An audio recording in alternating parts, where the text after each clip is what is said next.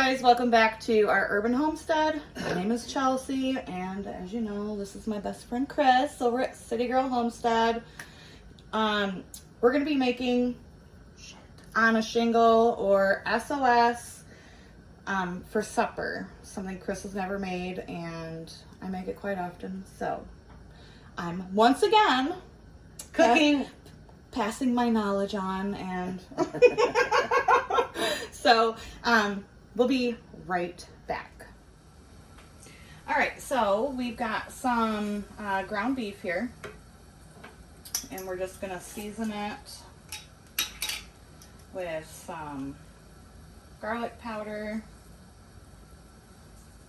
Don't ask for measurements. If you guys watch me, you know I do not measure. Me neither, so. Some onion powder.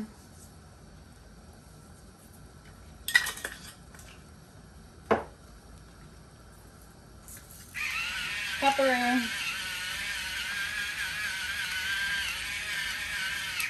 I need me some of these. These are fancy. I love it. Jackie even got some. And some salt.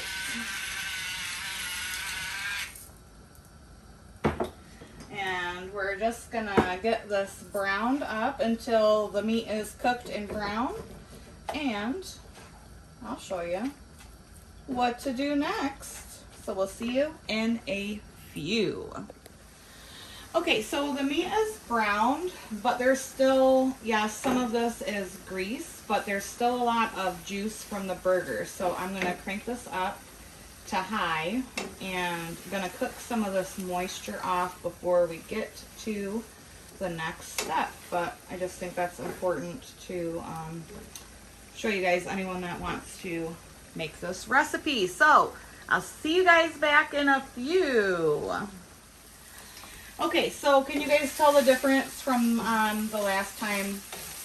A lot of that liquid has cooked off, and we just have that nice, flavorful fat left behind.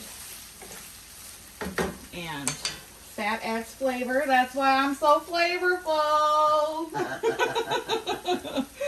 So now I'm just going to add a little bit of butter, because this is what we're going to use to make our gravy. Chris, if you could get, we'll start with 1 cup of flour. Absolutely. I'm an assistant. And so this is also the way that I make my sausage gravy. Same thing. It's one pan, 1 cup, and one delicious little concoction. All right. So then you want to take some flour, get all of that meat coated with the butter and the fat. I have to learn to do my videos like this. I can like really see it even better than sitting next to you.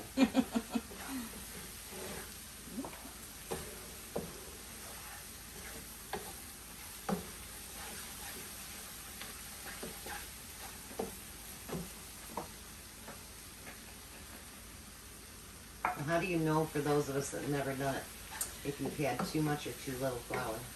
So you want it to look kind of like meat paste almost. Okay.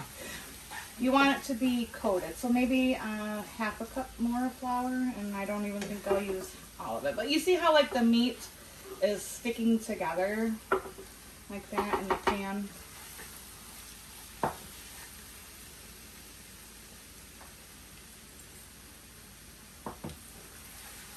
I'm so excited to be learning this actually, because my mom, my sister, my grandma could all make it, and I might make it different than your sister. I don't know.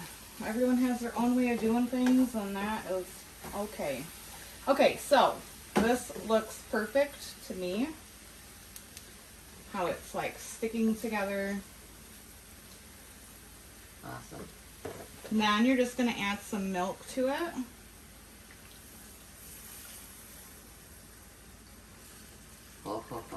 We're going to start with that. And we might have to add more because this flour, once the milk gets in it, it's going to start to thicken once it boils. Oh, it looks so pretty.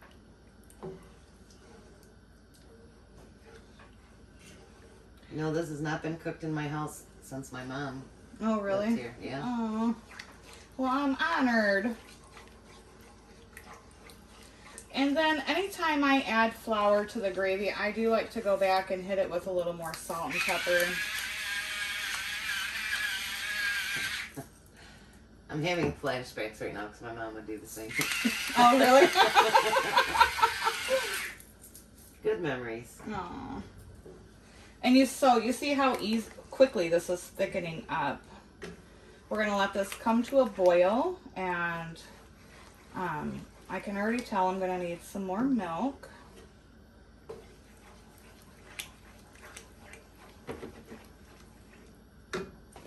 You want it to be thick, but you don't want it to be too thick. Because if you have leftovers the next day, like once this sits, and I'm telling you what, this stuff is even better the next day. Once it sits in the fridge, it's going to be, yeah. All right, so we're just going to let this cook, come up to a boil, because you do want to boil this or cook it for a minute so that flour taste cooks out and gives that flour a chance to cook. And I'll be back and tell you how much more milk I added, or if I even added any more milk. So, see you in a few. All right, guys, so this is what it should look like. Super delicious. This consistency is what you want. If you like your gravy a little bit thinner, go ahead, add a little bit more milk. I did add probably, I don't know, maybe a half a cup more milk. And I did add some more salt and pepper. But we are going to be serving it over some Taters.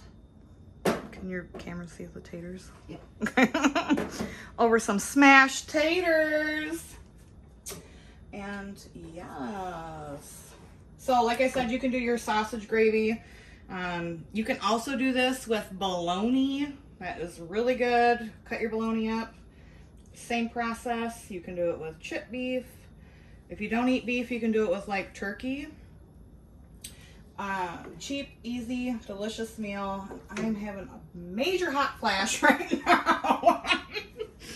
So, we will come back and show you what our plates look like. Shut your video off.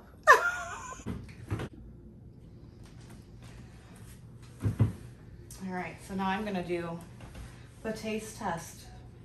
Yes, we're going to have her do the taste test. It's not the big kahuna. I know, he's out working.